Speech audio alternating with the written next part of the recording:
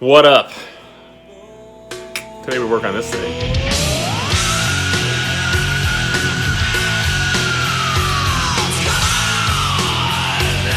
So, I've come to the realization that I've never given you guys a full-on rundown on what is actually going on with the blue car here, or the myriad of projects that we have here at my house in North Carolina. You guys are very familiar with Logan's car, the RX-7. You're familiar with this car if you've been following the Drag Week videos and stuff like that. There'll be more of this. We're getting that guy back out here soon. You're probably also kind of familiar with my blue truck, the Turbo Triple Z71. And some stuff you might not be so familiar with is my bag square body right there. But today we're talking about this guy right here, the blue car. Don't really have a name for it because it's not my car. I'm building this for a good friend of mine, Matt, out in California. This is a legitimate 2003 Mustang Cobra. We pulled out the Terminator drivetrain, and sold it, and we've swapped in this. That is a 6-liter. Oh my God, look how bright I am. I'm brighter than my future, son. Shit. Snake. I'm a snake. I'm a snake. So the biggest question we get asked is why? The reason is simple. I'm the guy that doesn't want to mess with a 4.6 liter motor. I don't want to mess with the mod motor, dude. The dual overhead cam stuff, like the real estate it takes up and occupies under the hood is insanely huge. And when you're trying to push 4-digit power, the chances are very, very likely that you're going to have to do some maintenance on these things. And I don't want to mess with 4 cams, a bunch of chains, and just the real estate that's taken up by the size of those valve covers for only 281 cubic inches. Don't get me wrong, you can make insane power, they're badass. Yes, I acknowledge that they have gone extremely fast. Whatever, I don't care. We're not trying to set records with this car. I have zero brand loyalty whatsoever. I don't care what it is, all right? Fast is fast, doesn't matter. So that's why we put this motor in here. He came to me and said, I want turbos. I said, man, I'm not messing with your mod motor. Like, I'm just not gonna do it. Take it someplace else. He goes, well, how can I get you to do it? I said, well, put an LS in it. And to my surprise, he agreed. So that's how we ended up where we're at. And what do we got here? This is a 6-liter LS, stock crank, forged rods and pistons in the thing, ported 317 heads. It's got a stage 3 turbo cam from Little John's Motorsport Solutions. We have Holly High Ram, obviously. 102 intake from Fast, and then, Nick Williams. So Nick Williams 102. A pair of BorgWarner S366 turbos, out of the box, cast wheel, nothing crazy there. These are cheap, super reliable units, and they make good power, especially when you double down. Flowtech headers, the same ones that Logan's using on his RX-7, but we did it different than he did. We cut it off, and then we moved the V-band back, because when you put this stainless steel elbow on here, if you didn't have them pushed back, it would put the turbos like out here in the headlights. So for the money, these are really good. We'll see how they hold up, holding the weight of the turbo up. We should probably reinforce them, but we're gonna let them ride and see what happens. We've got a pair of JGS wastegates, as well as a tile blow-off valve. Other little tidbits, we have these sexy CCWs all the way around. This is 17x5 on the front. These are not XXR knockoffs.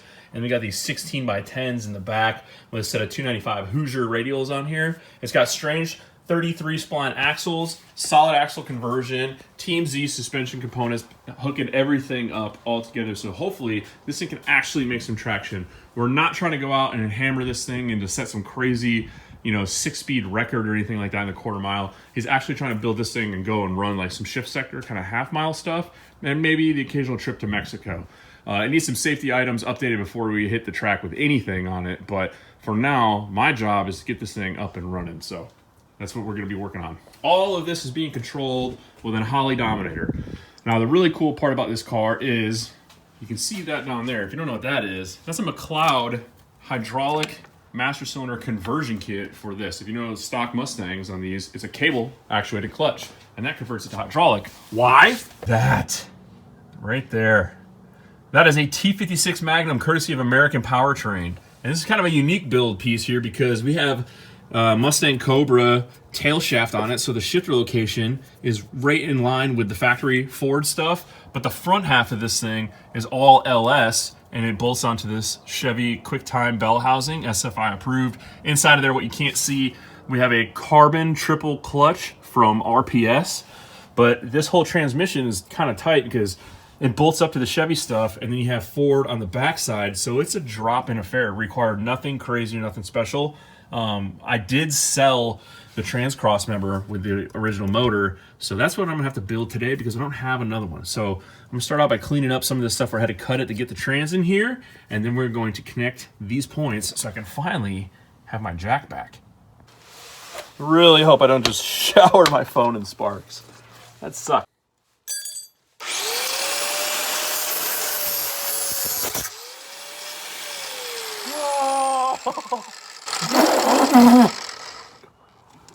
Oh, I fucking hate that. It's that light flash before your eyes kind of.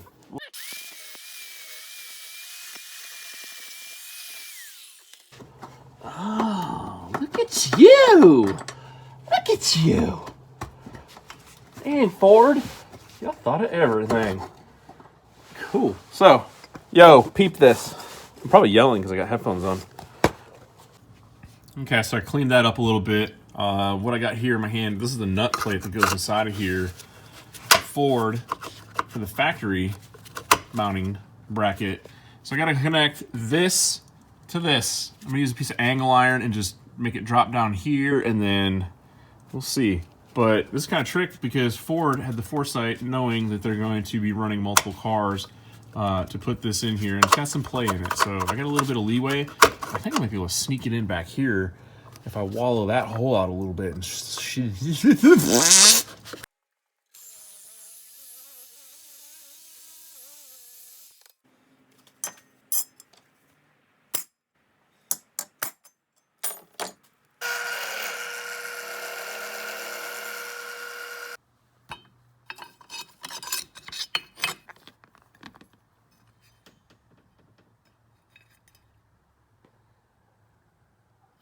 and there you go. The side pieces are in. They're bolted to the frame. So what I think I'm going to do, I was going to use a piece of angle iron on here and then get some smaller diameter round tube just to go from here to here, but it's super short. So I have a piece of flat strap. What I think I'm going to do is I'm going to connect it up here, boop, right there, run it underneath, and then just brace the front or the back side of it and reinforce it to keep it from flexing. One thing a lot of people get twisted about transmission mounts is they forget that you have engine mounts. Engine mounts are what's responsible for taking out the torsional stress, the rotational forces, and keeping the motor from trying to spin over inside of the car. The majority of the forces that transmission mount sees are just holding the transmission from falling on the ground. It doesn't have to be crazy strong as far as like rotational and twisting forces. It just really has to be good at holding up the transmission. Where you run into issues with that, like, is if you have a torque arm mount on like a F body or something like that, where the transmission is actually part of the suspension, but on something like this, that's not really an issue. So all we really have to do is just support the weight of the transmission and keep it from flopping all over the place. So it doesn't have to be crazy strong. You don't have to over-engineer or overthink this.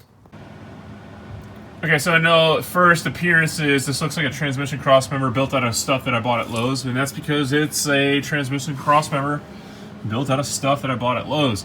What I'm going to do is I'm going to tack the bottom plate, which supports the trans, onto these crossbars here, and then we're going to reinforce down to here and down to here, and then some sort of plate to keep some flex out of this. I'll probably actually weld a piece of round bar stock, and then I'm going to trim off all the excess and make it look nice and contoured and profiled and sexy, and then paint it all black and slam it in here. But right now, we're going to tack this stuff in here. When I'm done, it will not look like a bunch of crap that I bought at Lowe's. Remember, kids, don't stare directly into the light.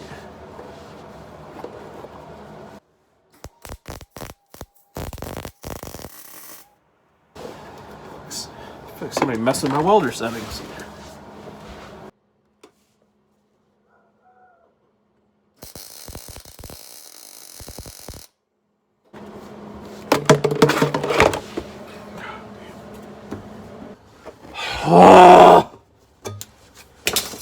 Try to pull the welder closer. I unplugged it.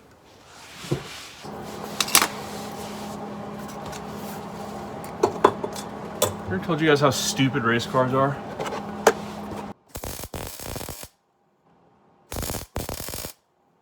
Yeah, son. The other side of this shit is this. You get the big gun and the wires, and you make the sparks. Oh, you're in the middle of the boom, because then you're all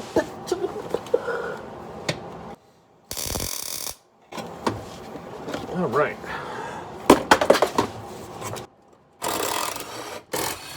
That right here. And that is a start of a beautiful thing.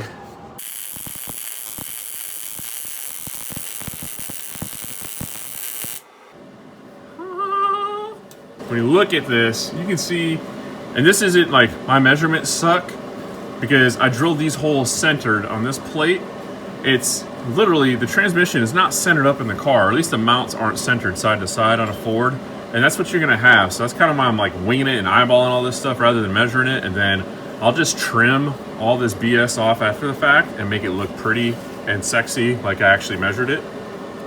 But I think I'm gonna do now is I'm gonna trim some pieces and triangulate this to this and then kind of brace the backside and we'll call this thing donezo. Okay, so we trimmed it, we cornered it, we welded it, gusseted it up, made it all nice and pretty. Now we just have to gusset it and brace that. And the way I'm gonna do that is I found this piece of, I believe this is the 1/4 inch rod, a little bigger than 1/4 inch, I guess 3/8. What I'm gonna do is I'm gonna bang that to fit around the radius across the front and the back side of that, and then that will reinforce and keep this thing from bending in and out. And there you go. If you weren't digging what I was shoveling, smelling what I was cooking, picking up what I was laying down, there you go. Angle iron, gusset all up, flat piece across the back, and then some rod to kind of give it a little bit of stiffness there, a little bit up here. That's it. I'm gonna knock this thing out of here. I'm gonna paint it black, sexy it up a little bit, and then we just gotta go and get a drive shaft made to go from there to there, and we're ready to start doing some Bernie Sanders. All right, there you have it. That concludes today. Transmission cross member, and they're looking sexy as ever. Still got to paint it. The drive shaft has to get made. We don't have no Bluetooth drive shaft going on. We got to hook it from A to B here. Other stuff we have to do to wrap this installation up. Got to put in the reverse lockout, transmission, reverse lights, the what else? Speedometer, etc. Little nitpick, incidental stuff, and that's where we are at with this entire project. We're getting down to the nitpick, the nitty gritty. This is what separates the men from the boys in finishing projects. A lot of people will give up at this point and sell a project off as a basket case because we're at the point now where there's not a lot of reward for your work. You don't see the progress happening, but trust me, it's there. Wiring sucks. You wire in 10 things and your interior still looks like this. But you got to push through, you got to persevere, and that's the difference between finishing a project and actually selling it before it's complete. So, what do we have to do to wrap this thing up? We got to finish wiring in the Holley Dominator. I have a Holley 7.5 inch dash coming in. We're going to figure out how to mount that inside the dash here. I'm going to make that look sexy and trick as best as I can. We got to go get a drive shaft made, and once that's done, mine's putting body work on the thing. We can start driving this thing and getting some miles under it and start tuning this thing and see how it's gonna act. Anyway, that's it for today. I'm Ryan. I'm out. Peace.